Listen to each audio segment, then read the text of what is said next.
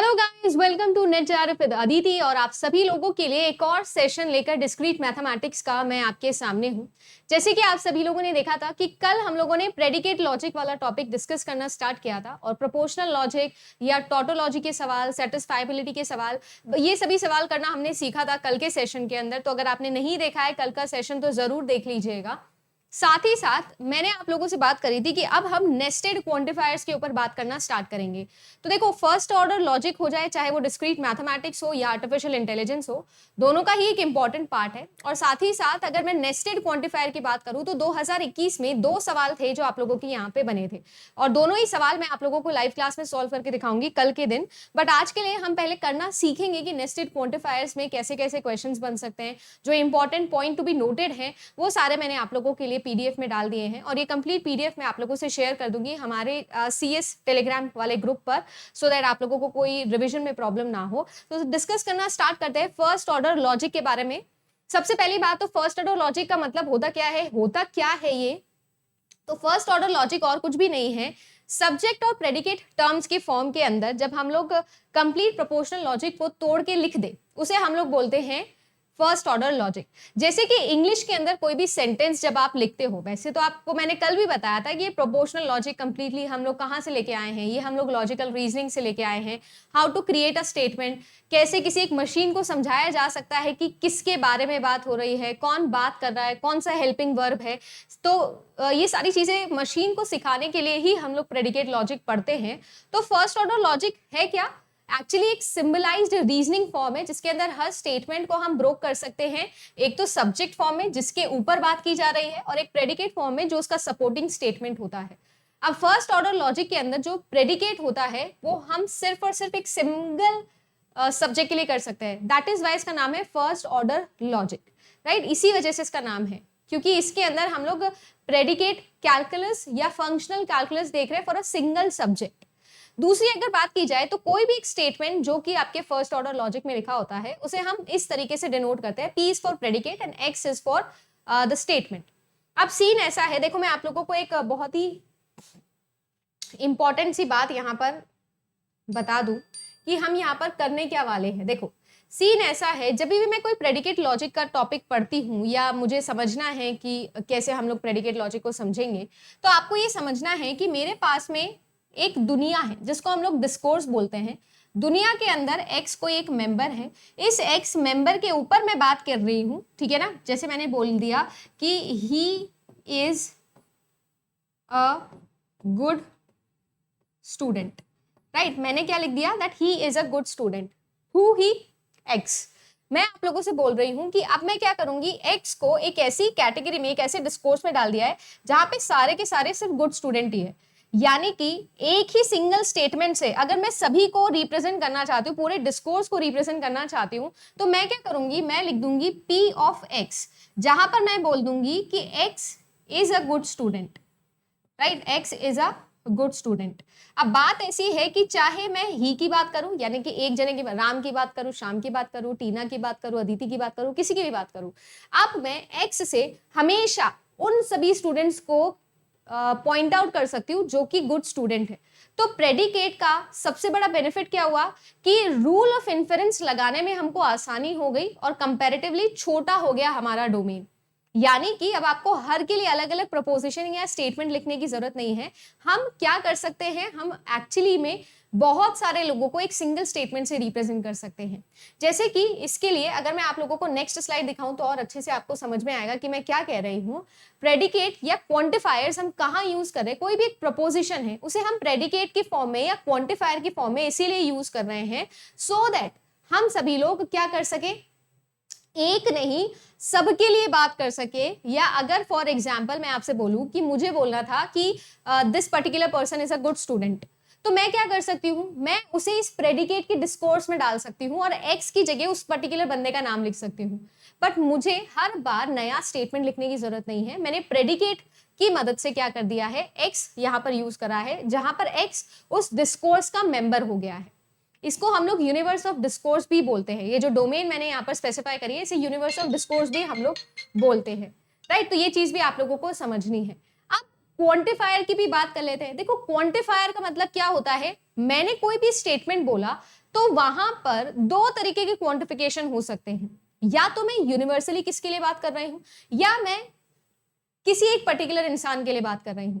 देखो नगेशन हम लोगों ने कल पढ़ा था, तो मैं ये आपको नहीं बताऊंगी क्योंकि लॉ ऑफ एक्सक्लूडेड मिडल और लॉ ऑफ कॉन्ट्रडिक्शन हम लोग पढ़ के आए हैं, तो हमें ये चीज पता है कि यूनिवर्सल जो है ना उसका अगर हम नगेट करेंगे तो आपके पास में क्या आएगा, और अगर मैं बात करूं आप लोगों से एक का मैं नगेट करूंगी तो मेरे पास में क्या आएगा, ये चीज हम लोग जानते हैं, तो उसको डिस्कस करने की जरूरत नहीं है। इसीलिए मैं दो तरीके के क्वांटिफायर्स ही हैं जो आप लोगों को बोलूंगी कि आप लोग याद रखो। एक जिसके अंदर हम सभी की बात करते हैं, ऑल की बात करते हैं, और एक जिसके अंदर हम किसी पर्टिकुलर वन की बात करते हैं जिसको हम लोग बोलते हैं देयर एग्जिस्ट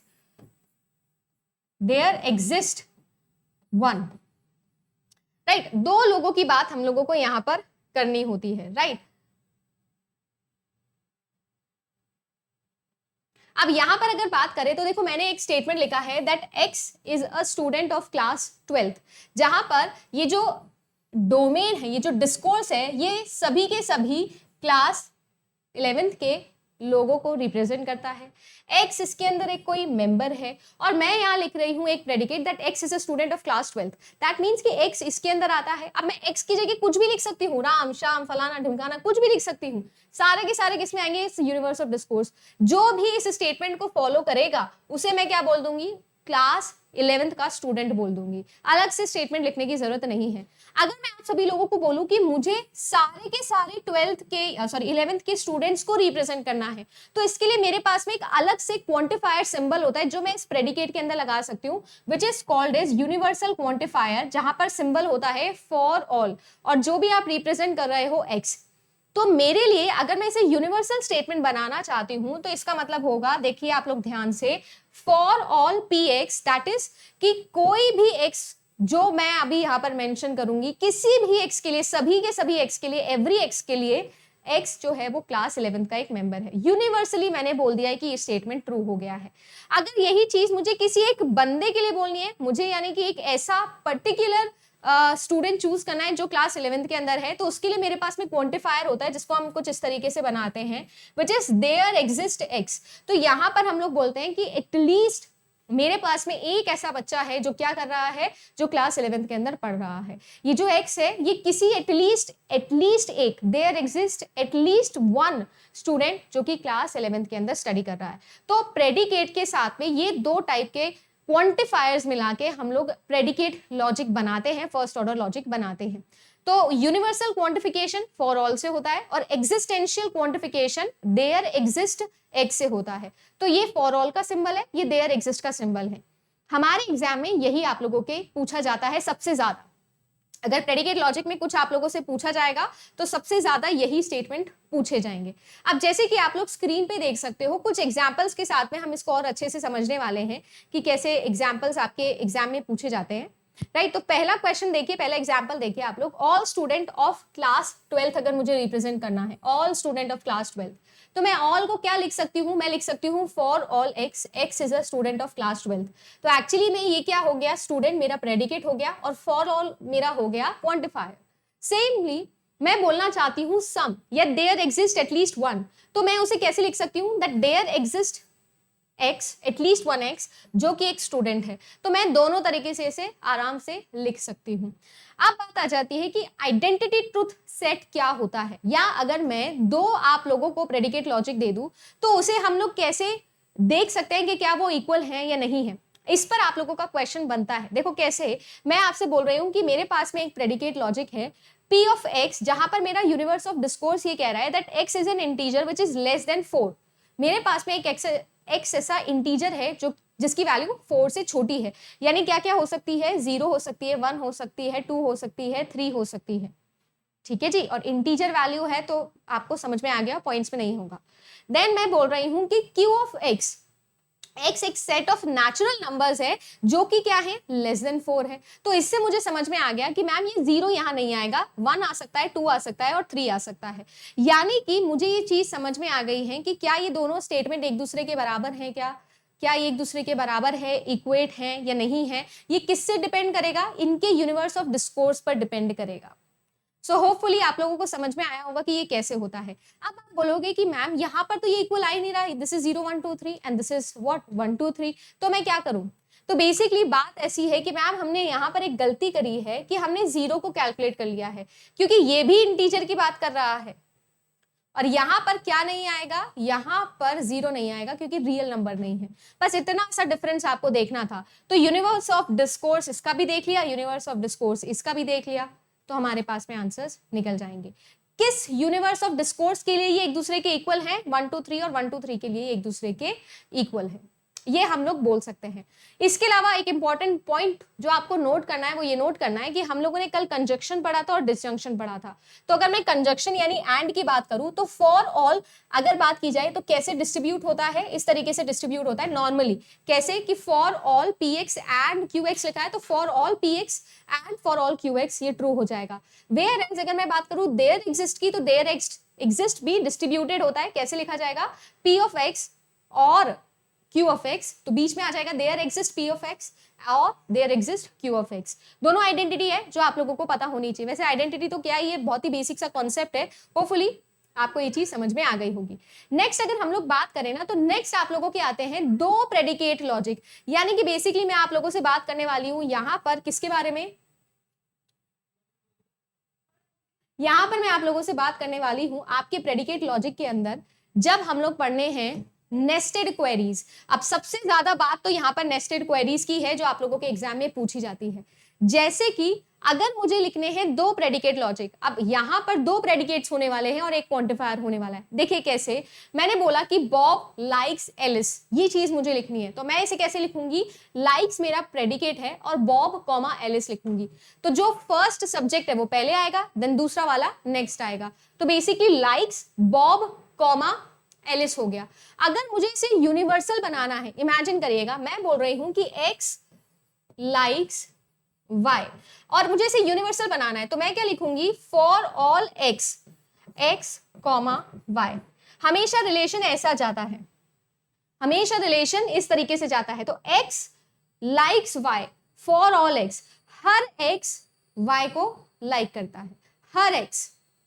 इसे इस तरीके से लिखा जा सकता है, वो डिपेंड करता है कि क्वेश्चन में कैसा है। पर फिलहाल के लिए आप नेस्टेड क्वेरी देखो कि कैसे लिखी हुई आती है, nested quantifier sorry. Everybody likes Alice, everybody likes Alice, तो देखो मैंने लिखा for all likes x comma Alice, everybody likes Alice, Bob likes Alice. तो एवरीबॉडी यानी कि फॉर ऑल, तो फॉर ऑल के लिए आ जाएगा यहाँ पर ये सिंबल फॉर ऑल का, ये लिखा है likes where x comma Alice लिखा हुआ है। तो Alice is liked by all, इसे हम ये भी बोल सकते हैं that Alice is liked by all, ये भी हम लिख सकते हैं क्योंकि ये है सेकंड और ये है मेरा फर्स्ट। तो एक्स एलिस मतलब सारे के सारे एक्स एलिस को लाइक करते हैं, ठीक है जी। दूसरा आ जाता है, मैं ये कह रही हूं कि somebody likes Alice, there exist at least one person जो एलिस को लाइक करता है, तो एक एक्स वैल्यू लेनी है, तो there exist likes x comma Alice. I hope कि इसमें तो कोई कंफ्यूजन नहीं होगा कि क्वांटिफायर कैसे लगाया। एक और स्टेप नीचे जाते हैं, अब उल्टा देखना स्टार्ट करते हैं। अभी तक हम लोग बॉब की जगह रिप्लेस कर रहे थे, अब हम एलिस की जगह रिप्लेस करके देखेंगे। मैं कह रही हूं Bob likes everybody, Bob likes everybody. Again जहां पर फर्स्ट प्लेस पे जो मेरा आ रहा था एक्स वही आएगा। उसके बाद में देखिए मैंने लिखा है फॉर ऑल एक्स और लाइक्स मेरा क्या है यहाँ पर प्रेडिकेट है, तो बॉब कॉमा एक्स, मतलब कि आपके पास में जितने भी एक्स हैं उन सभी एक्स को बॉब लाइक करता है।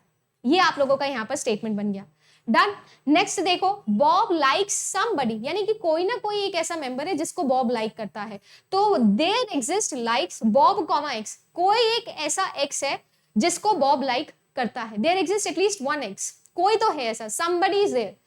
अगर मैं आपसे बोलूं कि एवरीबॉडी लाइक्स एवरीबॉडी, सभी को सभी पसंद है, तो हम इसे कैसे लिख सकते हैं? हम ऐसे लिख सकते हैं कि for all x for all y x comma y, क्योंकि एक्स लाइक्स वाई ये इसका मतलब है। हम इसे रीड कैसे करते हैं? एक्स लाइक्स वाई, ठीक है। जो पहले आता है कॉमा के उसे पहले लेना है, फिर कॉमा की जगह हम लोगों का जो प्रेडिकेट है, जो फंक्शन है, वो हम लेते हैं कैलकुलस, और y मतलब कि जो उसके बाद में आ रहा है। x लाइक्स y है और दोनों के आगे देखो फॉर ऑल लगा हुआ है, तो for all x for all y, that means सभी के सभी x सभी के सभी y को लाइक करते हैं, that is everybody likes everybody. Next देखो आप लोगों से क्या पूछा जाएगा, समवन लाइक्स समवन, यानी कि एटलीस्ट एक ऐसा बंदा है जो किसी एक एटलीस्ट बंदे को लाइक करता है। तो अगेन वही बात है कि लाइक्स के बाद में एक्स कॉमा वाई तो आ जाएगा, there exist x there exist y, इसमें कोई कंफ्यूजन नहीं है। कंफ्यूजन अब आएगा जब आपके पास में ये तीन स्टेटमेंट आएंगे। देखो सबसे पहले आया कि everyone likes someone, everyone likes someone, यानी कि जितने भी लोग हैं मेरे पास में इस डिस्कोर्स में वो किसी ना किसी को तो लाइक करते हैं। अब वो सबको नहीं लाइक कर रहे हैं, किसी ना किसी को लाइक करते हैं। इसको हम कैसे लिखते हैं, एवरीवन के लिए हम लगाएंगे फॉर ऑल, और फिर हम लगा रहे हैं समवन के लिए देयर एग्जिस्ट, और फिर मैंने लगा दिया लाइक्स एक्स कॉमा वाई। अगर ब्रैकेट लगाओगे तो ज्यादा क्लियरली समझ में आ जाएगा। एग्जाम में ब्रैकेट लगा के देता नहीं बच्चे को कंफ्यूज करने के लिए, पर आप इसे कैसे रीड करेंगे, लेफ्ट टू राइट रीड करेंगे। अगर मैं बोलूं प्रेडिकेट कैसे अप्लाई करना है, तो कॉमा की जगह प्रेडिकेट लगा देना, जो कॉमा के पहले लिखा है वो कॉमा के पहले ही होगा, जो कॉमा के बाद लिखा है वो कॉमा के बाद ही होगा। एक्स लाइक्स वाई, सो एक्स की जगह फॉर ऑल लिखा है तो सभी के सभी एक्स, और वाई के लिखे है देयर एग्जिस्ट, सभी के सभी x likes there exist somebody y, जिसको वो लाइक करते हैं। नेक्स्ट देखो someone likes everyone, again likes x comma y है, अगेन एक्स की जगह देयर एग्जिस्ट और मैम वाई की जगह फॉर ऑल, क्योंकि यहां पर कोई ना कोई ऐसा बंदा तो है जो सभी को लाइक करता है। तो ये कैसे लिखेंगे हम लोग, there exist for all likes x comma y. Similarly अगर मैं बोलूं कि everybody is liked by someone, जैसे मैंने आपको एलिस का लिखकर बताया था, यहां पर अगर मुझे वो लिखना हो तो बस और कुछ नहीं करना है, आप लोगों को आपके जो प्रेमाइसेस है, जो वेरिएबल्स हैं, उसे एक्सचेंज कर देना है। जैसे कि यहां पर मैंने अगर आपको बोला था तो यहां पर हम क्या लिखेंगे, that for all x there exist a y likes y comma x. अब यहां पर मैंने क्या लिखा है, यहां पर मैंने लिखा है देखो y कॉमा एक्स होता है तो y लाइक्स x, ये आप लोग लिख सकते हो। अब यहां पर मैं ऐसे बोल रही हूं कि सभी के सभी x के लिए डेफिनेटली कोई है जो उन्हें लाइक करता है, there exist someone which is actually liking everyone. तो यहां पर बस मैंने क्या कर दिया, प्रेडिकेट के अंदर वाले जो वेरिएबल्स है उनको रिवर्स कर दिया, उल्टा लिख दिया। तो इसे मैं कैसे लिख सकती हूँ, लाइक्स वाई कॉमा एक्स लिख सकती हूँ। तो दिस इज एक्चुअली व्हाट, कि आपके पास में यहाँ पर ये क्या हो जाएगा, लाइक्ड बाय समवन हो जाएगा। So everyone is liked by someone, वो कैसे रीड किया हम लोगों ने, for all x there exist y likes y comma x, यानी कि there exist someone which is actually liked by everyone. इस तरीके से हमारे पास में वैरायटी ऑफ नेस्टेड क्वांटिफायर्स होते हैं, या आप लोग कह सकते हो नेस्टेड मतलब एक के साथ में एक और, नेस्टेड मतलब होता है ना अंदर, जैसे नेस्टेड क्वेरीज हम लोग पढ़ते हैं एसक्यूएल के अंदर, क्वेरी के अंदर क्वेरी, वैसे ही क्वांटिफायर के अंदर क्वांटिफायर, या फिर आपको बोल सकते हो प्रेडिकेट के अंदर प्रेडिकेट। तो इस तरीके से आपके पास में न्यूमरस फॉर्म्स हो सकते हैं। मैंने कोशिश करी है कि एक ही एग्जाम्पल से जितने भी हो सकते हैं वो आपको सारे के सारे बता दूं कि कैसे लिखा जा सकता है। सबसे ज्यादा इंपॉर्टेंट और सबसे ज्यादा कंफ्यूजिंग यही होता है, क्योंकि ये सारे तो सिंपल है, एक बारी में पढ़ के समझ में आ जाते हैं, इनमें थोड़ा प्रॉब्लम होता है, इसलिए दोबारा से इसको देखना कि अच्छे से कैसे लिखा हुआ है, ठीक है ना। जैसा मैंने आप लोगों को बोला ये लाइक्स है तो एक्स लाइक्स एलिस है, अगर मुझे उल्टा लिखना है तो मैं क्या लिखूंगी, एलिस कॉमा एक्स लिखूंगी, उल्टा लिखूंगी। बिल्कुल वैसे ही जैसे कि यहाँ पर लिखा है everyone is liked by someone, तो मैंने क्या लिखा है कि लाइक्स में y कॉमा एक्स लिख दिया है, और y जो है देयर एग्जिस्ट है, यानी कि कोई ना कोई एक ऐसा बंदा तो है जिसको सभी के सभी लोग लाइक कर रहे हैं। तो इस तरीके से आप इसे लिख सकते हो। सो होपफुली आपको ये चीज समझ में आई होगी। अगर आ गई है तो फिर हम लोग नेक्स्ट चलते हैं। कॉमेंट करके आप लोग बता देना कि आप लोगों को समझ में आया कि नहीं आया है। इसके अलावा भी आप लोगों से बहुत सारे क्वेश्चन है जो यहाँ पर पूछे जाते हैं, है ना, तो उनको भी हम एक एक करके यहाँ पर सॉल्व करने वाले हैं। जैसे कि देखो आप लोगों के सामने एक क्वेश्चन आया है, आप क्वेश्चन चेक करते हैं और इसका देखते हैं कि क्या आंसर हमारा निकल रहा है। आपसे बोल रहा है कि ऑल स्टूडेंट आर ब्रिलियंट, और क्यू स्टेटमेंट आप लोगों को कह रहा है कि सम स्टूडेंट्स आर ब्रिलियंट, ठीक है ना। दो चीजें आपको बोली है, मैं आपसे कह रही हूँ कि प्रेडिकेट है कि x is a student who is brilliant, ये हम लोग लिख रहे हैं। अब इसमें क्वांटिफायर्स हम कैसे लगा सकते हैं, मैंने बोला कि for all P x, for all values of x P x is true, यानी कि मैंने बोल दिया कि सभी के सभी स्टूडेंट जो है वो ब्रिलियंट है। और मैंने बोला कि देयर एग्जिस्ट पी एक्स, इसको हम कैसे लिख सकते हैं कि there exist at least one student who is brilliant, ऐसा भी लिखा जा सकता है। मुझे क्या बोलना था, मुझे बोलना है कि x is a student who is brilliant, ये हमको लिखना है ना। Whereas P में मुझे लिखना है कि all students are brilliant और some students are brilliant। तो एक्चुअली P को मैंने ले लिया है स्टूडेंट और Q को मैंने ले लिया है ब्रिलियंट। अब मैं इन दोनों के साथ में कैसे क्वांटिफायर लिख सकती हूँ, अगर मुझे बोलना है कि all students are brilliant तो हम क्या बोलेंगे, for all P x implies Q x, मतलब कि अगर वो स्टूडेंट है, if px is true then qx must be true। कल मैंने इंप्लीकेशन आपको पढ़ाया था, इसे अप्लाई करके दिखा दिया है, कल इंप्लीकेशन पढ़ा था उसे आज अप्लाई करके दिखा दिया है कि for all px qx is true, मतलब कि अगर x p है, अगर x स्टूडेंट है तो 100% उसे क्या होना पड़ेगा, ब्रिलियंट होना पड़ेगा। तो इसीलिए यहां पर फॉर ऑल लगा के हम इसे इस तरीके से लिख सकते हैं। दूसरा स्टेटमेंट जो मुझे लिखना है दैट इज कि सम स्टूडेंट्स आर ब्रिलियंट।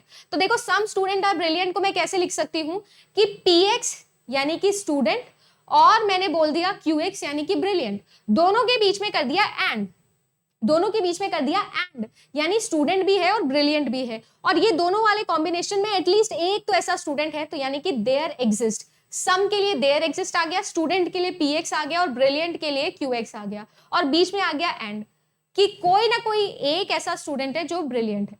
यानी कि मैंने दो प्रेडिकेट बना लिए, स्टूडेंट और ब्रिलियंट, और कैसे उसे रिलेट कर दिया फॉर ऑल के लिए, यानी कि ऑल जो हमें निकालना था और सम जो हमें निकालना था। तो हमने कैसे लिखा, फॉर ऑल लिख दिया और हमने देयर एग्जिस्ट लिख दिया।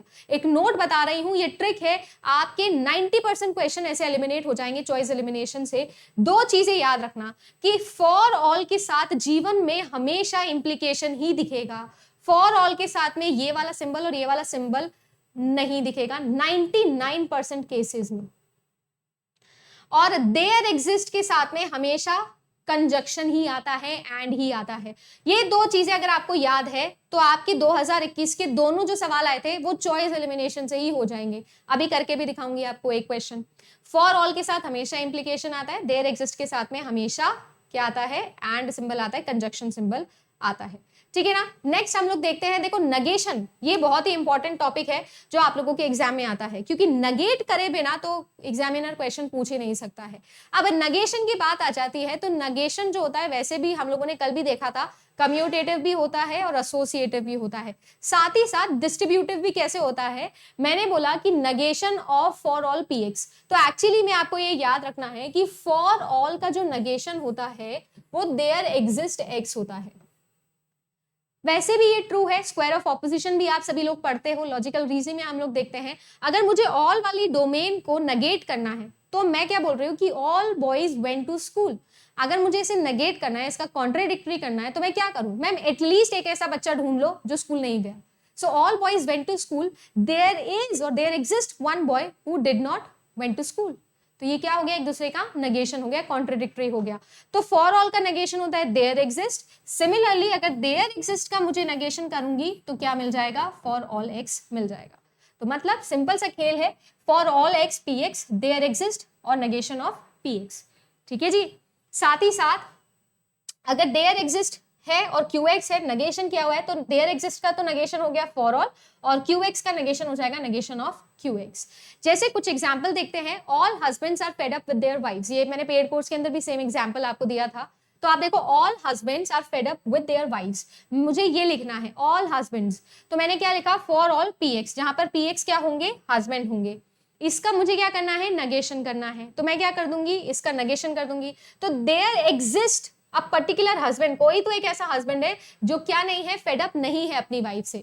All husbands are fed up of their wives, इसका मुझे नेगेशन करना है, तो कोई भी एक ऐसा पति ढूंढ लो जो अपनी बीवी से परेशान नहीं है ना। ये एक हम लोग ढूंढ लेंगे तो हमारा काम आसान हो जाएगा। ठीक है, पिटाई भी नहीं होगी। तो बेसिकली बात ऐसी है, देयर एग्जिस्ट और नेगेशन ऑफ PX, इसको एक्चुअली में आप लोग क्या बोल रहे हो, इसको एक्चुअली आप नन ही बोल रहे हो। ये क्या है आप लोगों के लिए, नन ही है।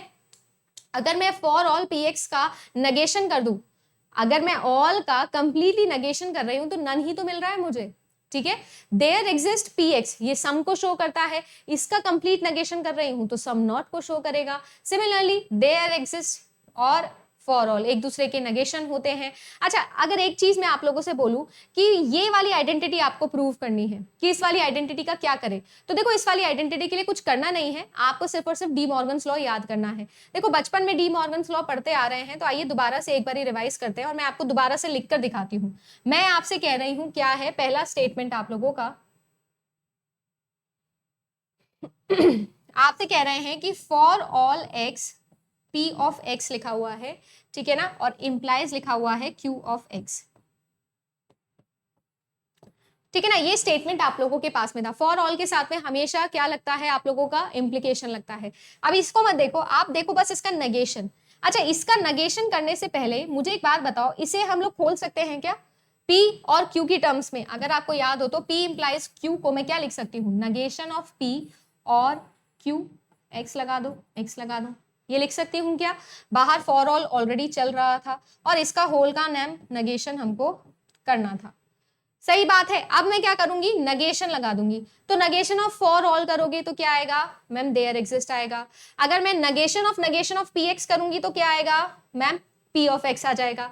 अगर मैं डिसजंक्शन का नेगेशन करूंगी, और का नेगेशन करूंगी, तो डी मॉर्गन लॉ से मुझे ये चीज पता है कि मैम ये क्या होगा, एंड हो जाएगा, कंजक्शन आ जाएगा। तो कंजक्शन आ गया है, ठीक है। अगर नहीं दिख रहा है तो ये देखो कंजक्शन आ गया है। नेक्स्ट मैं बोल रही हूँ क्यू एक्स लिखा है, उसका नेगेशन करूंगी तो क्या आ जाएगा ma'am, negation of Q X आ जाएगा। यानी कि आइडेंटिटी प्रूफ करने की जरूरत पड़ी क्या, बिल्कुल भी नहीं पड़ी है। क्या मुझे ये रटना पड़ेगा क्या, बिल्कुल भी नहीं रटना पड़ेगा। समझ में आ गया? तो नेगेशन डिस्ट्रीब्यूट कर दिया पूरे के पूरे में, बट उससे पहले मैंने इंप्लीकेशन की आइडेंटिटी खोल दी सो दैट मेरे लिए आसान हो जाए। ठीक है, बाकी आपको बस एक चीज जो समझनी है वो ये है कि फॉर ऑल और देयर एग्जिस्ट एक दूसरे के नेगेशन होते हैं। वैसे तो इसको भी याद क्या करने की जरूरत है, समझने वाली चीज है। हाँ, बस कैसे लिखते हैं ऑल, और कैसे लिखते हैं सम, कैसे लिखते हैं सम नॉट, कैसे लिखते हैं नन, ये चीज आप याद रख लेना, क्योंकि आपके एग्जाम में सबसे ज्यादा इसी पर क्वेश्चन बनते हैं। चलो एक क्वेश्चन करके देखते हैं और समझते हैं कि जो हम लोगों ने सीखा है क्या उससे हमारे नंबर बनेंगे कि नहीं बनेंगे। जैसे कि बड़ा फेमस सा एक सवाल है, और ये आप लोगों के ही एग्जाम का सवाल है जो पहले आ चुका है। देखो कह रहा है कि आपको इसका लॉजिकल ट्रांसलेशन करना और बताना है none of my friends are perfect, ये आप लोगों को लिखना है। तो देखो नन है, फ्रेंड्स है और परफेक्ट है। तो मैंने एक तो ले लिया एफ, जिसके लिए मैंने बोला है कि फ्रेंड के लिए एफ लिया है, परफेक्ट के लिए मैंने पी ले लिया है। दो चीज मैंने यहाँ पर ली है। अब मुझे दिखाना है none of my friends are perfect. मेरे पास में चार ऑप्शन है। अब या तो डायरेक्टली आपको पता हो कि नन को कैसे लिखते हैं, या फिर आप लोग बना के देख लो। अच्छा मुझे एक बात बताओ, यहाँ पर ऑप्शन नंबर 1 को अगर मैं रीड करना चाहूं तो क्या रीड हो रहा है कि देयर एग्जिस्ट का सिंबल है मैम, ये फ्रेंड का सिंबल हो गया, और ये नेगेशन हो गया किसका, परफेक्ट का। मतलब कि मुझे ये बोल रहा है कि फ्रेंड एंड क्या लिखा हुआ है, नेगेशन ऑफ पी एक्स, यानी कि परफेक्ट। मैम यानी कि कोई ना कोई एक ऐसा फ्रेंड है जो क्या है, परफेक्ट नहीं है। कोई ना कोई एक ऐसा फ्रेंड है जो परफेक्ट नहीं है। There exist a friend who is not perfect. क्या मुझे ये शो करना था? नहीं मैम, आपको तो नन शो करना था। तो क्या चॉइस एलिमिनेट हो जाएगी? बिल्कुल हो जाएगी। आगे देखते हैं मैम, लिखा हुआ है ऑप्शन नंबर बी में देयर एग्जिस्ट, फिर फ्रेंड का नेगेशन किया हुआ है और एंड के साथ में परफेक्ट लिखा हुआ है। इसको भी पढ़ के देखती हूँ। There exist a x value who is perfect but not my friend, but not my friend, क्योंकि देखो फ्रेंड के आगे नेगेशन लिखा है। क्या ये मुझे शो करना था? नहीं मैम, ये भी हमको शो नहीं करना था। चलिए सी ऑप्शन करके देखते हैं। There exist negation of friend and negation of perfect, मतलब कि there exist a particular value x who is not my friend and who is also not perfect. क्या ये मुझे शो करना था? नहीं यार मैम, ये भी हमको शो नहीं करना था। चलिए इसको करके देखते हैं, इसको करके देख लेते हैं। यहां पर देखो नेगेशन बाद में पढ़ूंगी, पर अंदर देखो, अंदर जो लिखा है वो क्या लिखा हुआ है, फ्रेंड है और परफेक्ट है और दोनों के बीच में एंड है कि there exist at least one, there exist at least one friend who is perfect, या there exist at least one friend of mine who is perfect. इसका नेगेशन क्या हुआ है और इसका नेगेशन क्या होता है, नन होता है। तो यानी कि करेक्ट आंसर क्या हो जाएगा आप लोगों का, करेक्ट आंसर हो जाएगा ऑप्शन नंबर 4। तो होपफुली आपको समझ में आया होगा कि इस क्वेश्चन को मैंने कैसे सॉल्व किया, ठीक है ना। तो क्या आंसर होगा इसका, डी करेक्ट आंसर होगा। क्यों होगा, देखो there exist some friend which is not perfect, ठीक है ना। इसके बाद में अगर मैं नेक्स्ट की बात करूं तो there are some people who are not my friend and perfect, there exist some people who are not my friend and are not perfect, साथ ही साथ there does not exist any person who is my friend and perfect, यानी कि none. तो correct answer option number D. तो आपको करना कुछ भी नहीं था इस क्वेश्चन के अंदर, आप लोगों को सिंपली करना था ये कि आपको एक एक स्टेटमेंट रीड करके समझना था क्या लिखा हुआ है। सारे सिंबल्स अगर आपको पता है तो एग्जाम में प्रॉब्लम नहीं आएगी। खत्म बात। तो ये था 2019 का आप लोगों का सवाल। उम्मीद करती हूँ कि ये आपको समझ में आ गया होगा। अगर आ गया तो चलो आगे बढ़ जाते हैं, नेक्स्ट क्वेश्चन सॉल्व करते हैं और देखते हैं कि इसका क्या आंसर आएगा, ठीक है ना। देखो आप लोगों से बोला हुआ है कि करेक्ट फॉर्मूला बताना है that not all rainy days are cold. सभी के सभी रेनी डेज कोल्ड नहीं होते हैं, मतलब कि there exist a particular rainy day जो कि कोल्ड नहीं है। सिंपल। अब मैं कह रही हूं कि इन चारों में से पढ़ के देखो, देखो ये सब मत देखो आप, पहले आप ये देखो, फिर अपने आप देखना। देखो देयर एग्जिस्ट का सिंबल कहां मिल रहा है, कहां मिल रहा है। सबसे पहले तो चॉइस एलिमिनेशन लगाऊंगी। देखो चॉइस एलिमिनेशन कैसे लगाऊंगी कि there exist, sorry, for all के साथ में एंड लगा हुआ है, काटा लगा। फॉर ऑल के साथ में इंप्लीकेशन है, सही है। देयर एग्जिस्ट के साथ में इंप्लीकेशन है, काटा। मैं चेक ही नहीं करूंगी, चेक ही नहीं करूंगी। ऑप्शन नंबर ए और ऑप्शन नंबर सी को मैं चेक ही नहीं करने वाली हूं। आगे बढ़ जाते हैं, बचा ऑप्शन नंबर बी और option number D. Option number B को देखो, बी कह रहा है फॉर ऑल का सिंबल है, रेनी डे पर नेगेशन लगा हुआ है, इंप्लीकेशन है कोल्ड। यानी कि अगर वो दिन रेनी नहीं है तो वो कोल्ड नहीं हो सकता। मतलब समझ ही नहीं आया क्या लिखा हुआ है ये। देखो वैसे भी फॉल्स वाली वैल्यू हमेशा किसको करती है, ट्रू को ही इंप्लाई करती है, ये कल भी मैंने आपको सिखाया था। और आगे लिखा हुआ है फॉर ऑल, तो एक्चुअली में कुछ बन रहा है क्या, ये ऐसा बन रहा है कि सभी के सभी दिन के लिए अगर वो रेनी नहीं है तो वो कोल्ड ही होगा। मतलब जो भी दिन है जिस दिन बारिश नहीं होती है वो ठंडा दिन होता है। ये हमको शो करना था क्या, ये हमको शो करना था not all rainy days are, नहीं मैम, आपको ये शो करना था कि कोई ना कोई ऐसा दिन है जहां बारिश हुई है बट ठंड नहीं लग रही है। तो यानी कि ये स्टेटमेंट भी गलत हो गया। वैसे तो आंसर बिना चेक किए ही निकल गया, पर चेक करेंगे। देयर एग्जिस्ट अ डे जो कि रेनी है और उस दिन कोल्ड नहीं है, यानी there exist rainy day and that particular day is not cold, यानी कि यही आपका सही आंसर हो जाएगा। सो होपफुली आप लोगों को समझ में आया होगा कि क्यों इसका आंसर आप लोगों का ऑप्शन नंबर 4 आया है। ठीक है, आप सब लोग मुझे बताते हुए चलिएगा कमेंट सेक्शन के अंदर, this is the reason I am recording this class. सबसे पहली बात तो मैं मिस नहीं करना चाहती थी, और दूसरी ये चीज कि मैं चाहती हूं कि आराम से आप अपनी पेज से, अब आप चाहो तो इसको पीछे जाके दोबारा से देख लो, बट देखो कि मैंने एक एक सेंटेंस कैसे बनाया है, पढ़ा है और फिर आंसर टिक किया है। और एक चीज जो मैंने आपको बोली, फॉर ऑल के लिए हमेशा इंप्लीकेशन देखेंगे, देयर एग्जिस्ट एक्स के लिए हमेशा एंड देखेंगे। अगर ये दो सिंबल आपको याद हैं तो आपको कभी भी जीवन में तकलीफ नहीं होगी। चलो एक और लास्ट क्वेश्चन करके देखते हैं कि इसका आंसर हम लोग निकाल पा रहे हैं कि नहीं निकाल पा रहे हैं।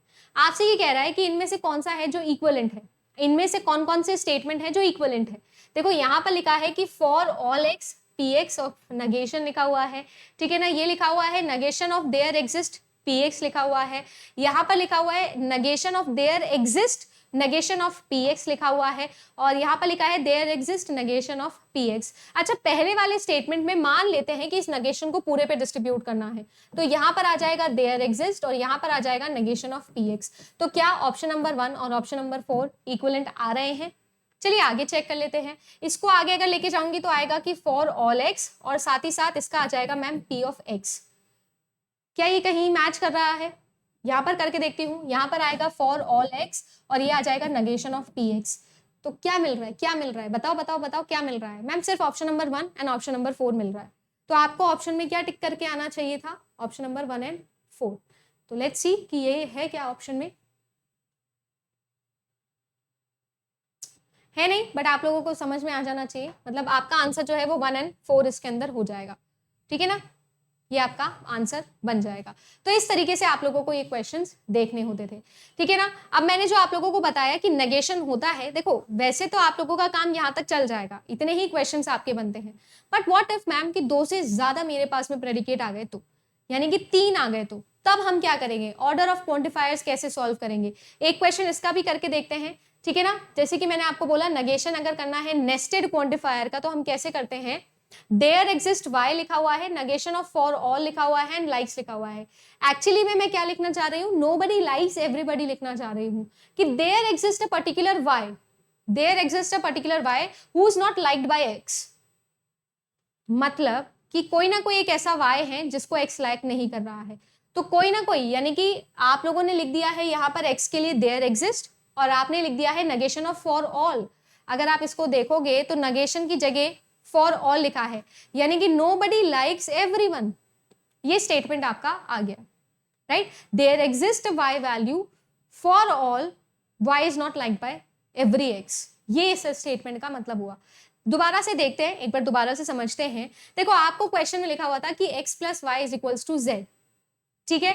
आपको ये बताना है कि अगर मैं for all x for all y there exist a z लिखूं, जिसमें मैंने q x y z लिखा है, और there exist a z, there for all x for all y q x y z लिखा हुआ है, तो आपको ये मुझे बताना है कि यहाँ पर दोनों का ट्रू स्टेटमेंट क्या होने वाला है, दोनों में से ट्रू स्टेटमेंट क्या होने वाला है, जबकि मुझे ये गिवन है कि इसका जो यूनिवर्स ऑफ डिस्कोर्स है वो रियल नंबर्स है, ठीक है ना, रियल नंबर्स है। अब देखो यहां पर क्या होने वाला है, यहां पर आपके पास में सबसे पहली बात तो इस चीज को समझो कि x plus Y is equals to Z लिखा है, x plus Y is equals to Z. उसके बाद में आपको ये समझना है for all x for all y there exist Z, यानी कि को सभी के सभी x वैल्यूज और सभी के सभी y वैल्यूज दोनों के लिए कोई ना कोई एक ऐसी z वैल्यू है जिससे x plus Y is equals to Z आता है। पहले स्टेटमेंट का यही मतलब है। तो देखो क्या लिखा हुआ है, for all real number x and for all real number y, कोई ना कोई एक ऐसा रियल नंबर है जिसके लिए x plus Y is equals to Z आ रहा है। तो क्या ये ट्रू है? बिल्कुल ट्रू है। आप कोई सा भी रियल नंबर लेकर देख लीजिए, अगर कोई भी एक रियल नंबर x है और कोई भी एक रियल नंबर y है, दोनों को ऐड करके देखो, डेफिनेटली जो इनका सम आएगा वो भी रियल नंबर आएगा, real plus real is equals to real आएगा, and there exist at least one value जिसके लिए ये क्या है, ट्रू है। दूसरा देखो आप लोगों को क्या कह रहा है, ध्यान से देखना, there exist a Z value for all x and for all y। क्यों लिखा हुआ है x, y, z? इसे आप क्या बोलोगे कि यहां पर मेरे पास में कोई एक ऐसी z वैल्यू है पहले से जो मुझे पता है, जिसके लिए मैं सभी के सभी रियल नंबर्स और सभी के सभी रियल नंबर्स y, x और y दोनों को सम करूंगी तो मेरे पास में क्या आ जाएगा, वो ही वैल्यू आएगी z।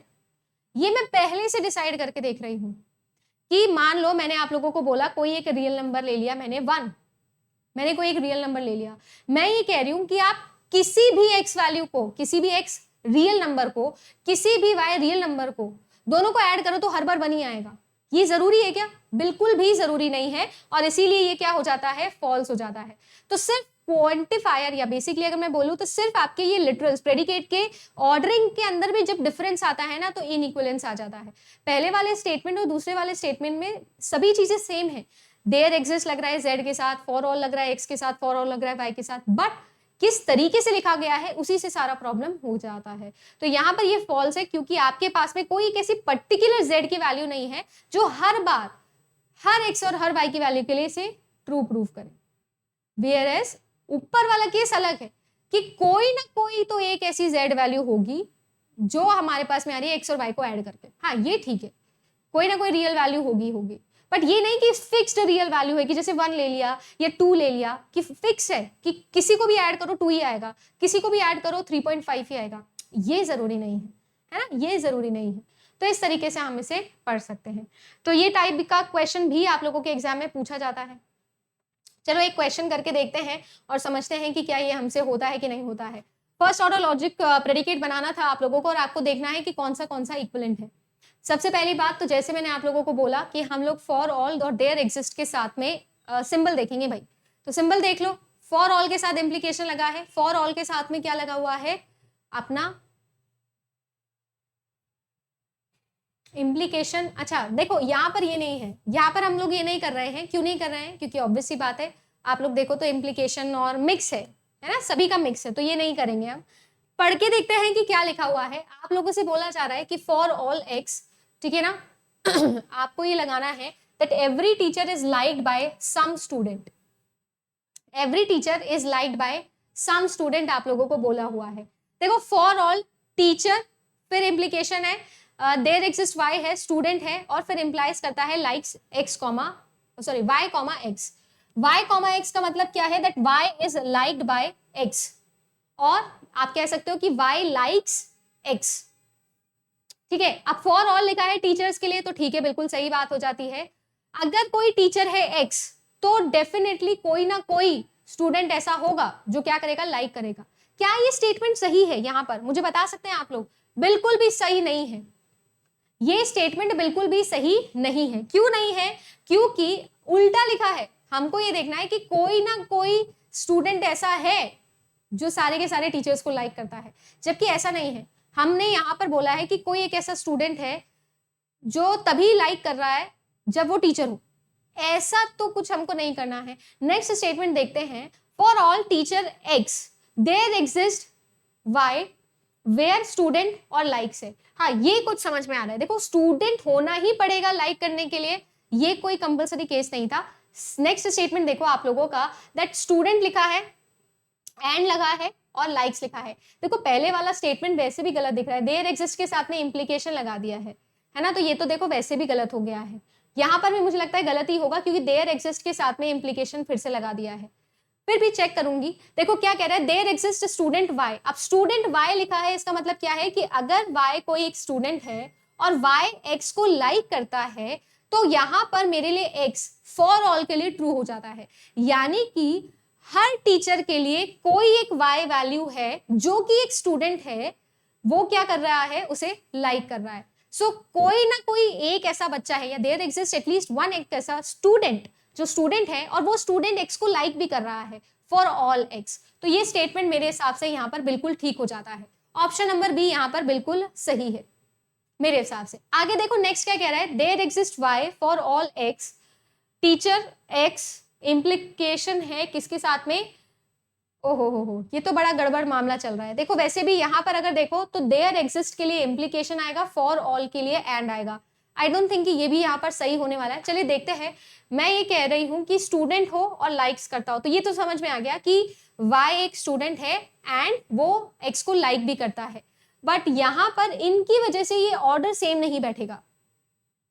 अगर वो टीचर है तो 100% ये ट्रू होना चाहिए, जबकि ऐसा नहीं है। मेरे पास में कोई कंफर्म स्टूडेंट नहीं है जिसके लिए मैं ये ट्रू बोल सकती हूँ, तो इसीलिए ये स्टेटमेंट यहाँ पर गलत हो जाएगा। नेक्स्ट देखो, फॉर ऑल टीचर्स लिखा हुआ है, बीच में एंड लगा हुआ है, देयर एग्जिस्ट लिखा हुआ है। अगर स्टूडेंट है तो लाइक करेगा ही करेगा, ये भी गलत हो जाता है। भाई कोई भी एक ऐसा स्टूडेंट ढूंढना था मुझे, है ना, कोई भी एक। आई होप कि आंसर हो इसका, तो आंसर एक बार चेक करते हैं। देखो, if X is a teacher then there exist a Y, ठीक है, such that if Y is a student then X likes, नहीं ये तो हो गया ही नहीं। स्टेटमेंट नंबर 2 देखो, if x is a teacher then there exist some student y who is a student and likes x। देख लो, यही स्टेटमेंट मैंने आप लोगों के लिए कोड भी किया था और यही आप लोगों का सही आंसर भी है, ठीक है। नेक्स्ट स्टेटमेंट देखो क्या कह रहा है आप लोगों का।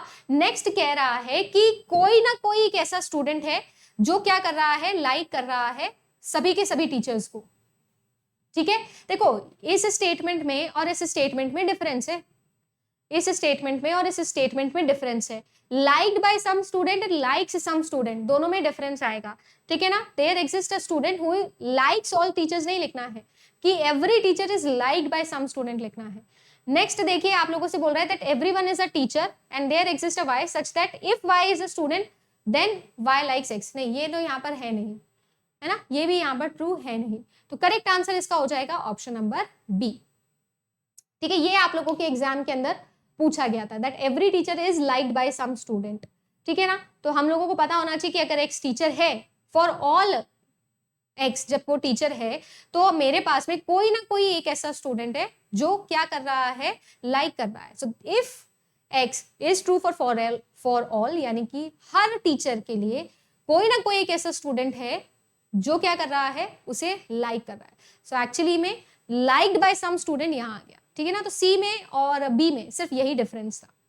सो होपफुली आपको समझ में आया होगा। नेस्टेड क्वांटिफायर्स हमने आज पढ़े हैं, एक बार दोबारा से देखना, स्पेशली वो जो वाला स्लाइड था ना, ब्लॉब, एलिस, एवरीबडी, नोबडी वाला, उसे आप लोग एक बार अच्छे से देखना, तो आपको अच्छे से क्लियर हो जाएगा कि एक एक क्वांटिफायर्स को हम कैसे पढ़ते हैं, उसे कैसे सॉल्व करते हैं और कितनी प्रैक्टिस हमें इसकी चाहिए।